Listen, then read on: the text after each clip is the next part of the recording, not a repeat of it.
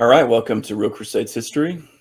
Today's video is called An Introduction to the Crusades, and this is going to be part of a series called the History of the Crusades Lecture Series. And you guys can tell me what you think of this format. I've already done a couple of videos in this format, and if everybody likes it, we'll continue and maybe build this into a full-on series. So let's get going today with an introduction to the Crusades. So the goal of this video is going to be to answer 5 basic questions to get us started on understanding the Crusades. What were the Crusades? Who waged the Crusades? When did they happen? Where did they happen? And why did the Crusades happen? So we will look at those questions today.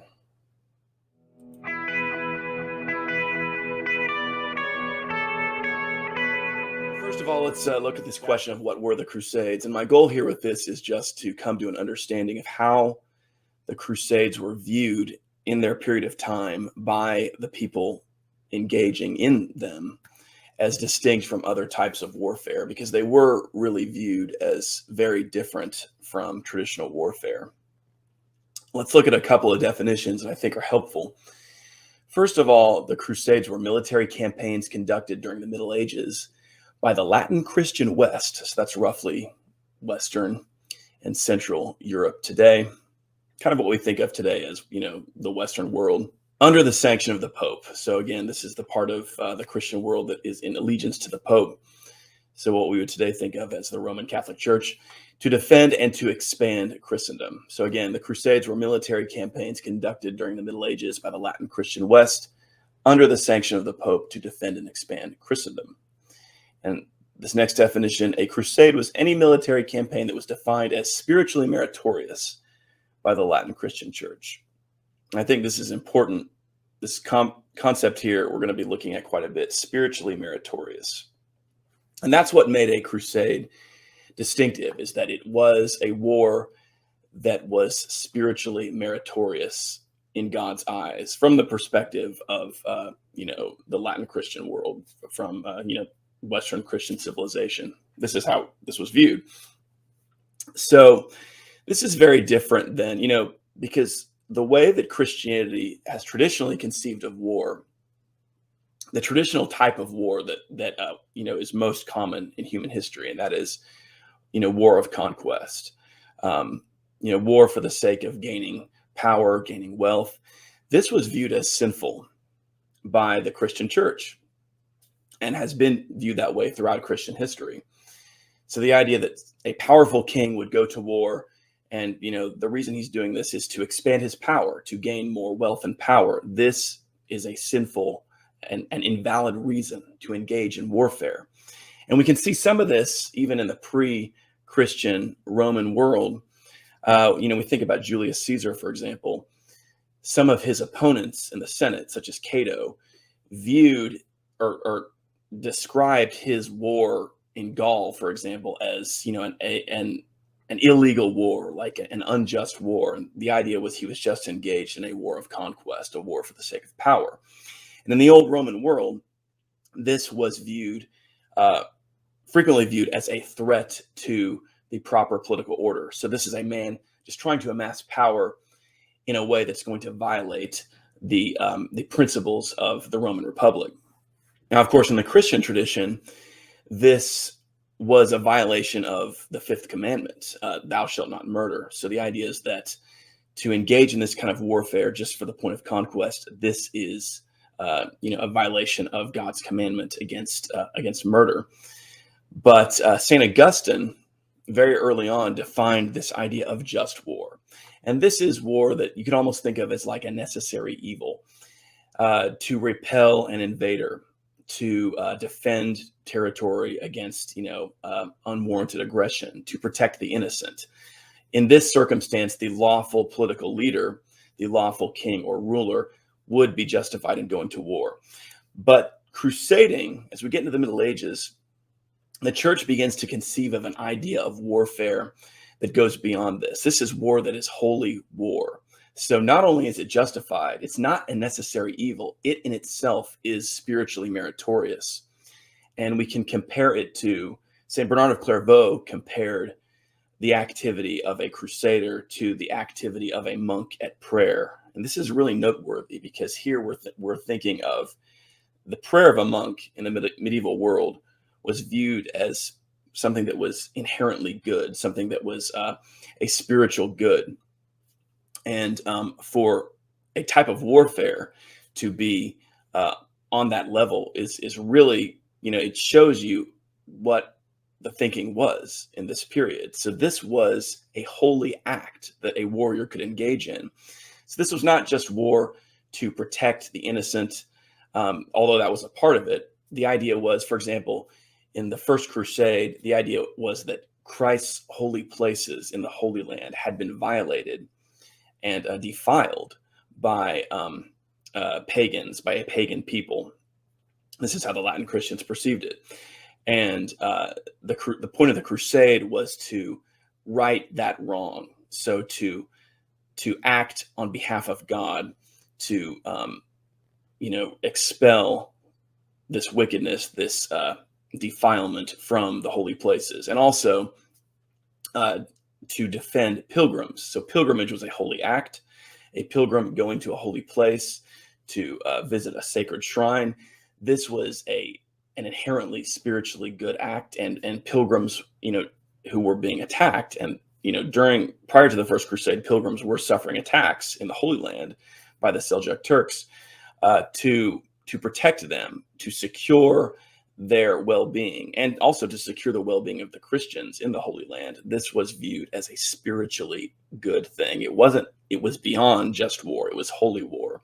This was war to protect the rights of God, to secure the practice of Christians, to secure the integrity of the Christian world. So if you have pagan powers, as they were viewed, these non-Christian powers that are coming into an area such as Spain or the Holy Land, and these were the two main theaters of crusade, coming into this area and threatening the practice of Christians, threatening the lives of Christians, for a warrior to take up arms and correct this wrong, to defend the good and defend God's rights and the rights of Christians where they're being violated, this was a holy act. And this is what distinguishes a crusade from other types of war.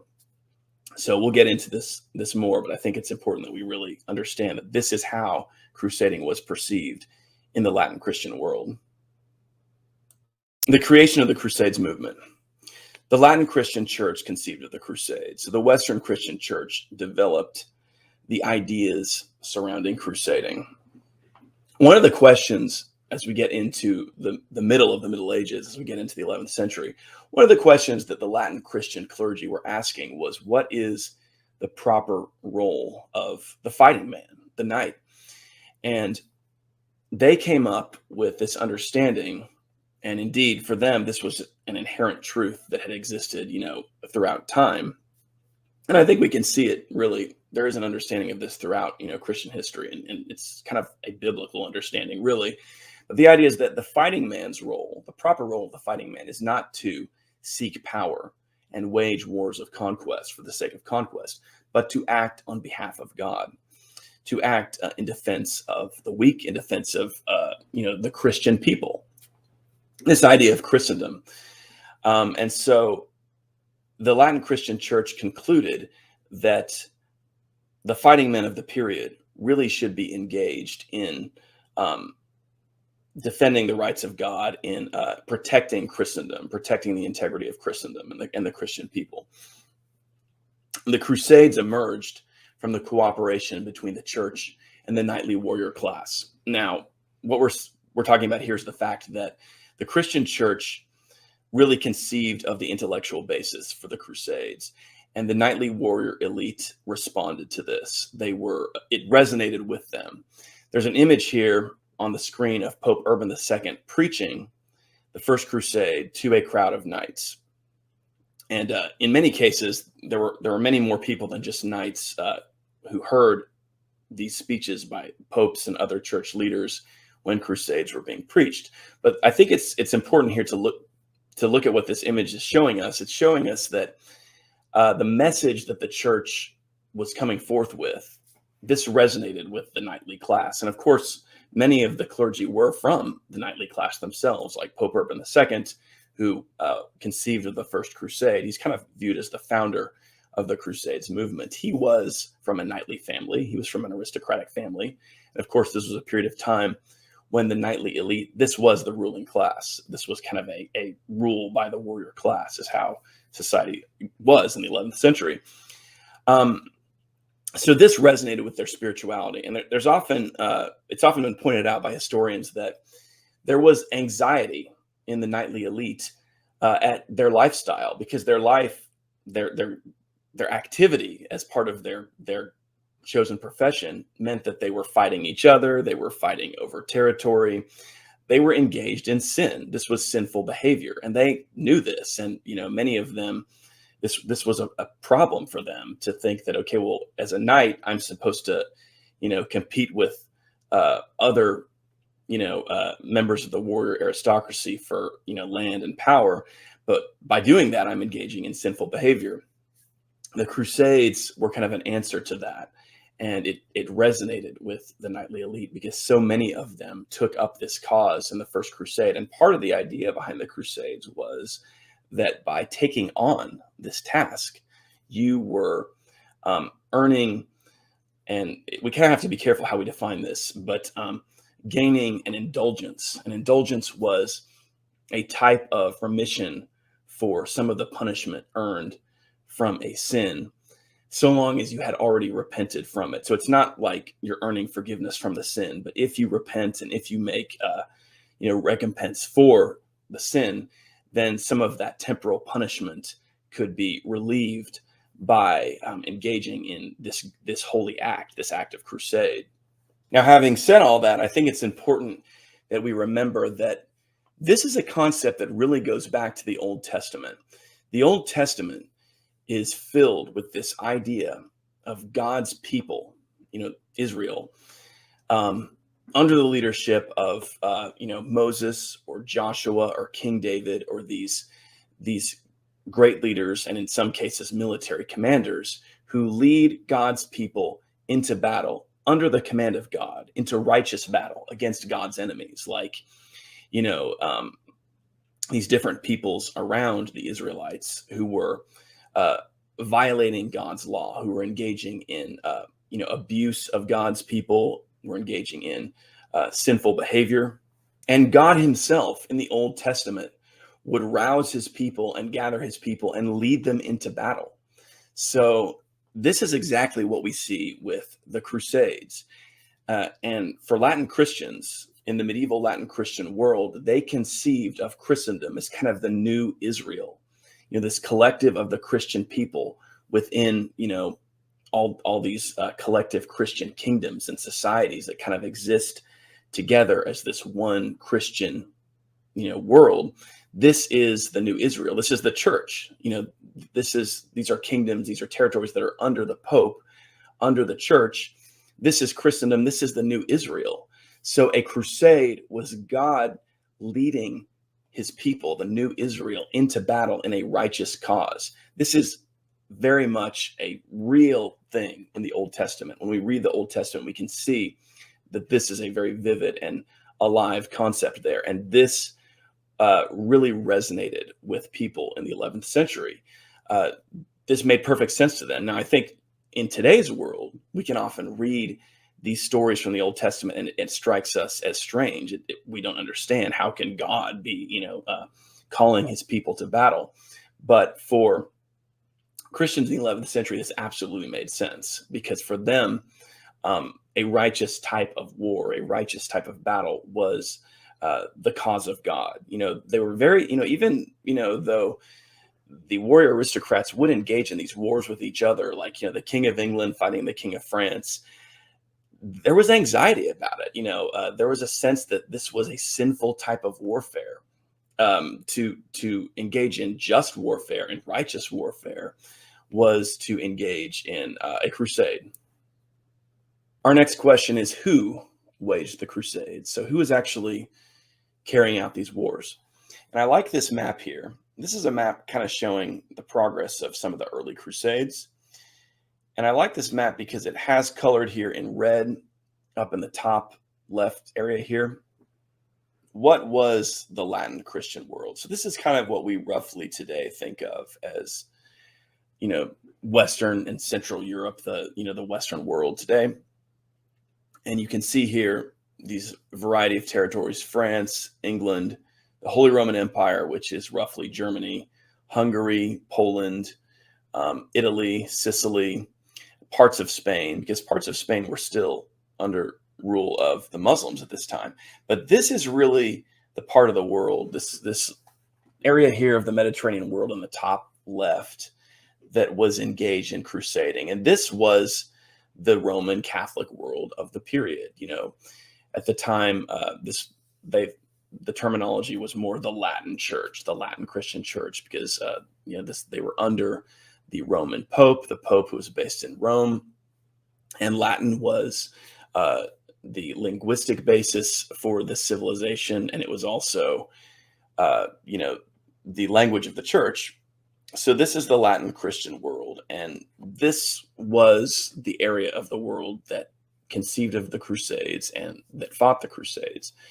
We can see here, this is not the entirety of the Christian world. We've got the Byzantine Empire over here, the Greek-speaking Christian Empire in the east. And then, of course, this other great power in the Mediterranean, which it's a little bit deceptive because it's all one color, but really it was several different blocks of the Islamic world. And various Muslim powers would be the main opponents of the Crusaders, but not the only ones.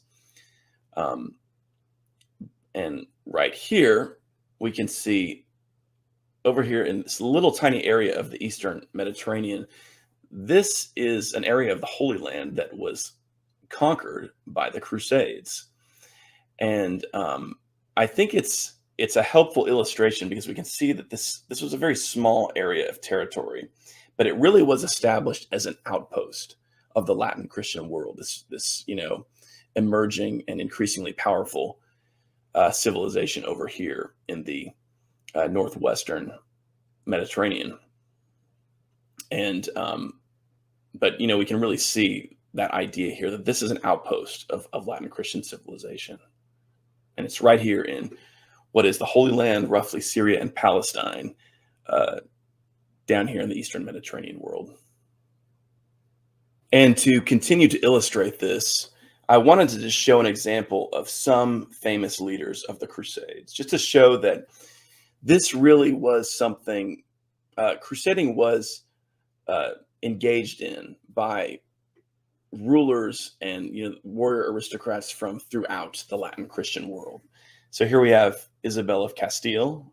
So she was she's thought of today as the Queen of Spain. She was in fact Queen of part of Spain, but she engaged in a crusade to capture Granada from the Moors. And this was one of the later crusades, but still we have her here. And Godfrey of Bouillon right here, one of the leaders of the First Crusade. And it looks like my slide got a little bit messed up with the upload, but anyway, you can still see it. Godfrey of Bouillon, who was from a part of the Holy Roman Empire. Richard the Lionheart, who was King of England, a famous crusader who defeated Saladin during the Third Crusade. And Andrew II, the King of Hungary, who participated in the Fifth Crusade. So Hungary was, one of the easternmost regions of the Latin Christian world, but very active in the Crusades as well. And we have a famous Portuguese crusader, Afonso of Portugal, the Conqueror, who defeated the Almoravids and conquered Lisbon. A very famous crusader. And then we have one of the kings of France, Louis IX of France, who's actually a canonized saint in the Catholic Church, also a very famous crusader. So my point here is just, and this is just one small sample out of many, many leaders of crusades. Crusading went on for centuries. It took place in many theaters, and many, many different rulers were involved in crusading, really rulers from throughout the Latin Christian world. So this really was kind of a broad joint project of the whole of Latin Christendom. When did the Crusades happen? So let's take a look at just a rough timeline. The Crusades really get going in the 11th century, And I start here with this pre-Crusades because I think that is relevant. Some of the developments in the mid 11th century really do lay the groundwork for crusading, or in some ways can even be thought of as the initial Crusades. The Norman conquest of Sicily. Sicily had been ruled by the Arabs, by various Muslim powers for a couple of centuries, and then the Normans, in cooperation with the Pope, conquered that island. And this was a huge moment for the Latin Christian world. This kind of shifted the balance of power in the Mediterranean world quite a bit. And the interesting thing about it is that the Normans received spiritual rewards from the Pope. The indulgence, the traditional Crusade indulgence, was attached to the Norman campaigns against the Muslims in Sicily. So we can kind of think of this as a pre-Crusade, or even the beginning of the Crusades. And then also a similar thing was going on in Spain. Spain had been ruled by the Muslims for many, many centuries, prior to the 11th century. And the Christians who ruled parts of the north of Spain really began to push back in a strong way in the mid to late 11th century, and really began to take back a lot of territory.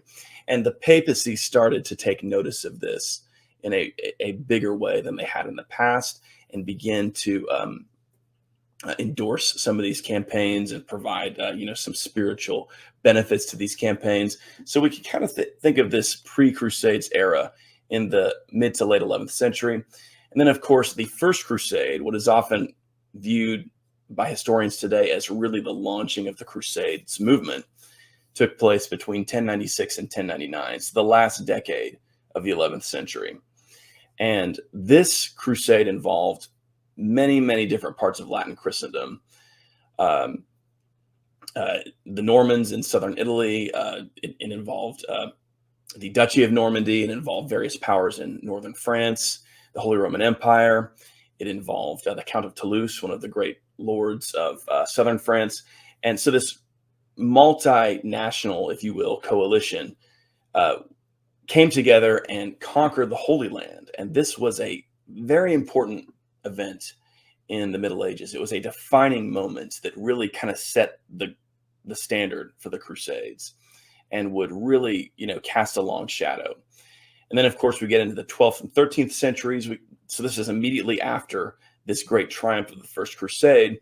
The 12th and 13th centuries are really the height of the Crusades era. It's where crusading ideology really expands and becomes more defined by the church. The popes, begin to solidify the theology behind crusading. The military orders come into being. So the Knights Templar, the Knights Hospitaller. So these are really men who combine knighthood with the vocation of the monk. They are warrior monks, if you will, and they become some of the most important combatants in the Crusades. So we can think of this as the high point of crusading. But then crusading continues on even after this. We can think of the late Middle Ages into the early modern era as the final period of crusading. And I even just tacked on here at the end the Great Turkish War of 1683 to 1699. This is, of course, a war that involved the famous siege of Vienna, or the Battle of Vienna, which was won in 1683 by the Polish king Jan Sobieski. And this war, historians aren't certain about this, but there is it is possible that this is the last time crusade vows were taken during this war. So this is the end of the 17th century. So the point here is just to show the length of time that this spans. I mean, we're talking, the 11th century into the 17th century, potentially. So this shows us that this was a huge thing. The Crusades movement really lasted a long time and had a long influence on Western civilization. Our next question is, where did the Crusades happen? And a simple answer to that question is, first of all, on the frontiers of Latin Christendom, or Christendom as a whole. And then also later, there began to be crusades called within Christendom itself. So later on, when the church perceived that there were internal powers within Christendom that were threatening the Christian order as the popes and the church saw it, than Crusades were even called within Christendom itself. But we'll get to that later. And first of all, let's look at this concept of the frontiers of Christendom, this being the main place where you would see crusading taking place. And if we think of where the first Crusades happened, if we don't count Sicily, the little island of Sicily here, which was conquered from the Muslims before the First Crusade, crusading really begins in the Holy Land and in Spain and Portugal. So if we go over here to Spain and Portugal, you can see that at the start of the Crusades era, only a part of Spain and Portugal was ruled by Christian powers at the time: the kings of Castile, the kings of Leon, the kings of Aragon, the counts of Portugal, who later became the kings of Portugal. So crusading was called to this region, and in fact, volunteers even came from places like France to join in the Crusades in Spain and to fight the Muslims there. And so a process began, or kind of revved into high gear, in which the Latin Christian world was reconquering territory from the Muslims in Spain. And this was a key battleground of crusading. And the other main battleground for crusading in the early period was the Holy Land. The First Crusade conquered parts of the Holy Land from the Muslim powers that ruled those areas. And then fighting would continue there as the Muslims reconquered that territory, and then the Christians conquered some of it back. And so fighting went on there for quite a bit. And there was crusading in Egypt to try to control that area. But those are the two main theaters of crusading throughout the 12th and 13th centuries: Spain and Portugal, and then the Holy Land. So the Iberian Peninsula and the Holy Land, this area of the Eastern Mediterranean. And this makes sense because this is the main area where the Latin Christian world has borders with the Muslim world. And so this is going to be a logical place where this type of fighting is going to happen. Now, later on, there would also be crusades called within Christendom itself. Now, the most famous example of this, of course, is the Albigensian Crusade in southern France. And what happened with that is there was a heresy, or a belief system that was in contrast to what was the mainstream Latin Christian doctrine of the Christian church and the Western church, that was becoming powerful and influential in southern France, which was not politically joined to the rest of France at that time. But the popes determined at a certain point that the only way to deal with that was to call a crusade to that region. So this was kind of the beginning of the internal crusades, or crusading within Christendom itself. The next question we're going to look at is why. Why did the Crusades happen? And in examining this question, there are really several topics I want to look at. But first of all, I want to look at the fact that if we examine the period of time immediately before the Crusades era, which began in the 11th century, the early Middle Ages is really a time when Western Europe, Western and Central Europe, when this region is really under siege from all sides. There are a series of invasions from all areas, really. And in particular, the 9th and 10th centuries, this was particularly intense. There's a famous book by a historian named Geoffrey Barraclar called The Crucible of Europe. And the point of this book is to talk about the fact that in the 9th and 10th centuries, the Latin Christian world was really being assailed from all sides. You have the Arab conquest of Spain kind of expanding during this period, and also the Arab conquest of Sicily during this period. So the Muslims are attacking from the south. You have the Viking invasions from the north, and this was a very intense and traumatic experience for France and for England and for parts of the Holy Roman Empire. The Vikings were very relentless, and plundered and terrorized France and England for a long period of time, and really broke down the old social order and created a new social order. The assaults of the Vikings kind of broke down the old Carolingian political order and brought into being this new, almost warlord type of situation where local rulers, local strongmen kind of rallied the local people around them to fight back against the Vikings, because so often, the main political authorities, the Carolingian authorities couldn't deal with these Viking invasions, or wouldn't deal with them. So this kind of laid the groundwork for the feudal society of the period, in which you've got somebody who's a capable, war leader, a local lord who can get the job done, who can fight back against the Vikings. And this is one of the reasons why, when we get into the early 11th century, France is kind of a fragmented political entity. The King of France has no power. You have these regional powers like the Duke of Normandy, the Count of Anjou, the Count of Toulouse, these different guys who, kind of become, in their own region, the great power, and they're able to, assemble military power. And, initially, these were the guys who, fought back the Vikings. Of course, in the case of the Duke of Normandy, it was a Viking who was settled there and was established as the Duke. And then they became Christianized and they became the Normans. And then also, of course, we have the Magyar invasions from the east. And of course, this ends with the Magyars being converted and becoming, the Kingdom of Hungary. But anyway, the point here really is that this is a period of intense and constant battle and upheaval and invasion from all sides. And in many ways, this hardens the Latin Christian world into a warrior society.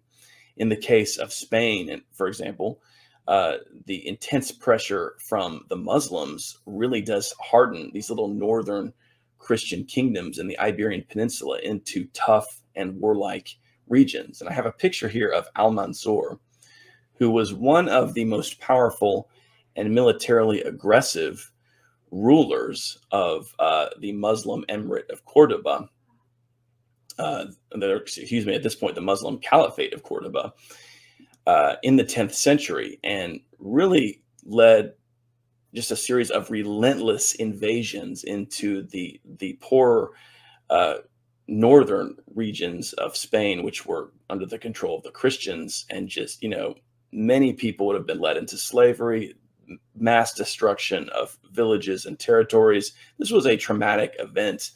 And some of the people who fought in Spain, during some of these early wars against the Moors there, would later be involved in the First Crusade. So we can kind of see how this long period of fighting back against invasions from all sides in the Latin Christian world started to harden the Latin Christian world, and also caused this idea of God leading his people to battle against, these terrifying heathen hordes.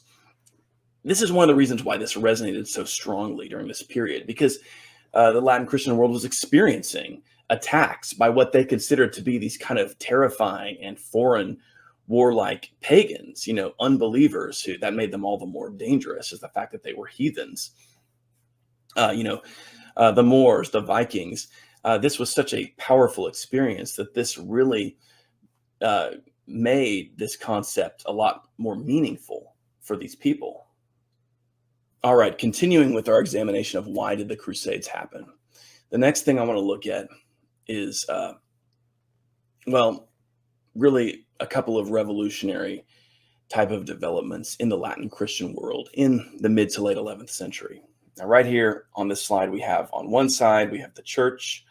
On the other side, we have the knights, we have the warriors. And I think this is appropriate because it's really, as we said earlier, we talked about, as you guys remember, the cooperation between these two branches of, Christian civilization, kind of bringing about the Crusades movement.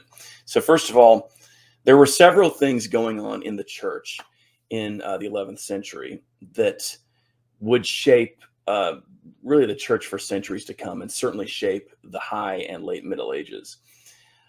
First of all, we have the Cluniac Reforms, which were a series of monastic reforms during this period. Now, one of the things that happened in the chaos of the 9th and 10th centuries, but there was kind of a decline in the integrity of the church. a lot of the guys who were getting into the church were, not really particularly well versed in the spirituality and the theology. They were more just kind of there, as political appointments.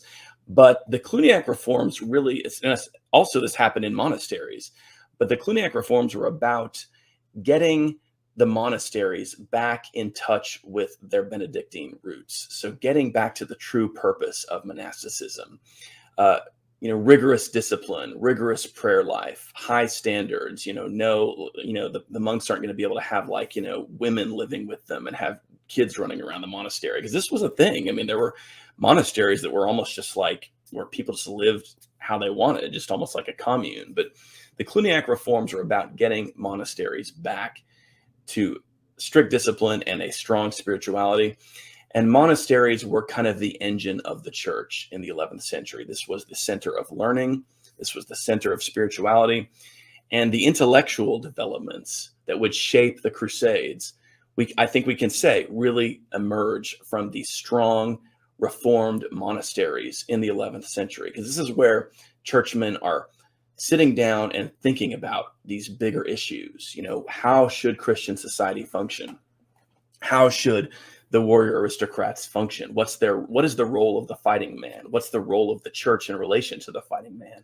This comes out of these strong and reinvigorated monasteries of the 11th century. A good example of this is in Normandy. The monasteries in Normandy were very powerful places where there was strict discipline and high levels of learning and spiritual dedication among the monks. And following along that, we get the Gregorian reforms. Now, the Gregorian reforms get their name from Pope Gregory VII, who is one of the main architects of this reform movement. But really, Gregory VII was a part of a circle of the church, a group of men within the church centered in Rome, who were really asking strong questions about how the papacy should function, how the church should function in society.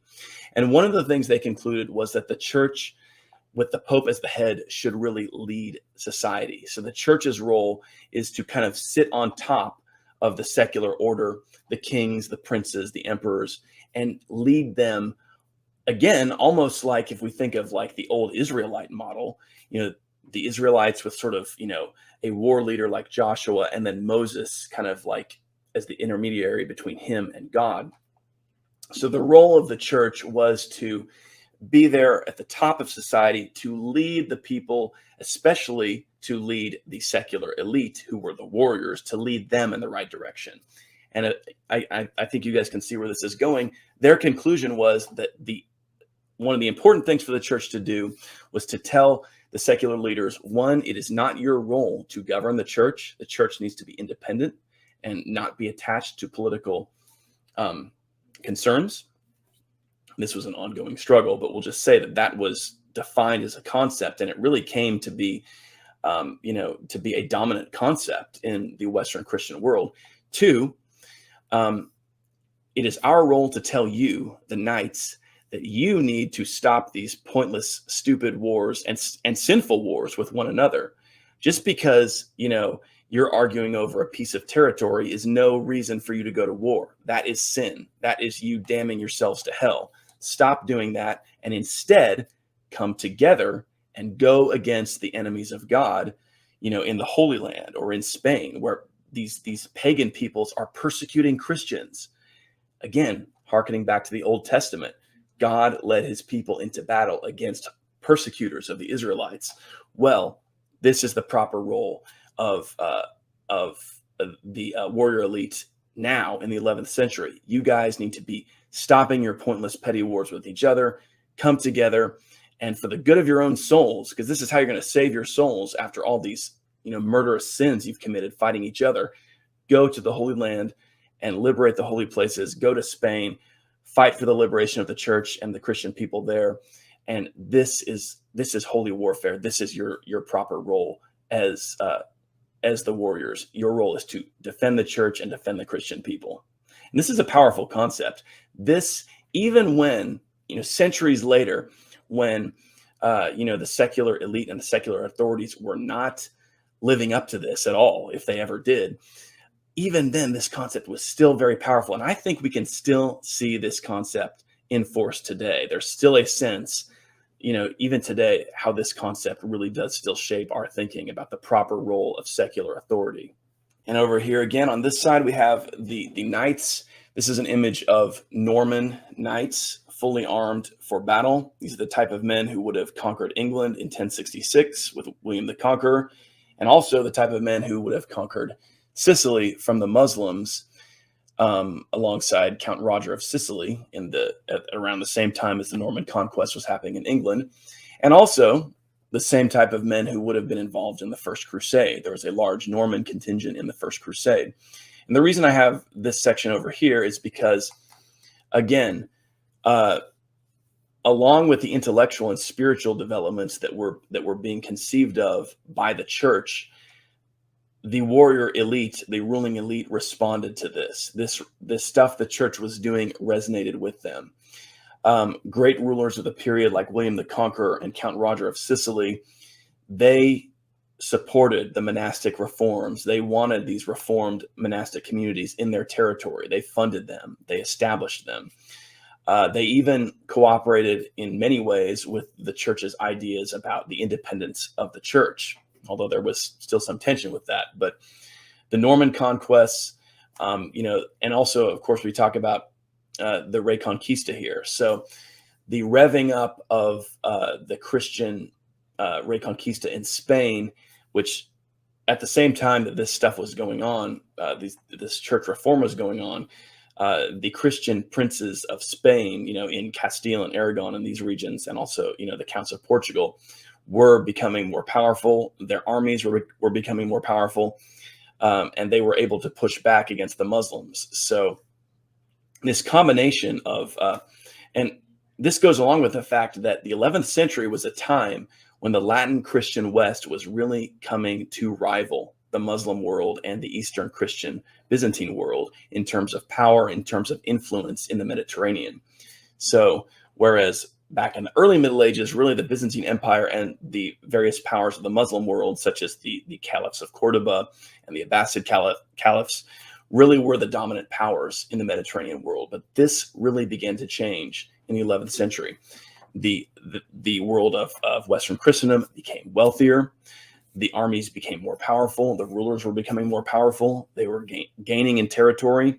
And so on the one hand, you have this very vigorous and energetic reform movement, and the church is really coming to understand itself and understand its role and define its role in the civilization. At the same time that you have this emergence of the political power of just we would think of it today as the geopolitical power of this region, the Latin Christian West. So this is a potent thing, and we can see how this combination of these two things happening at the same time would really set the stage for the Crusades, because previously the Latin Christian world didn't really have the power, didn't have the ability to engage in these, expansionist in wars that were pushing out their frontiers. They were being invaded. They were trying to fight back against invasions. But now, suddenly, the Latin Christian world is in a position to go out and push its territory out. So that's an important development. All right, now that we've talked a little bit about some of the greater developments that were behind the emergence of the Crusades, I want to look at the immediate cause of the Crusades. So some of the stuff that was happening in the immediate history that sort of brought about this reaction that caused this push of the Crusades. And I have here on this side in the west the Almoravids in Spain, and then I have over here in the east the Seljuk Turks in the east. And again, my slides got kind of messed up, but that should say east right there. So what you have happen in the mid 11th century is the emergence of two new Muslim powers that overtook some of the old Arab powers that had dominated previously in the Muslim world, and brought a new military vigor to the Muslim world, and also inflicted some serious defeats and reverses for the Christians that sent shockwaves throughout Christendom.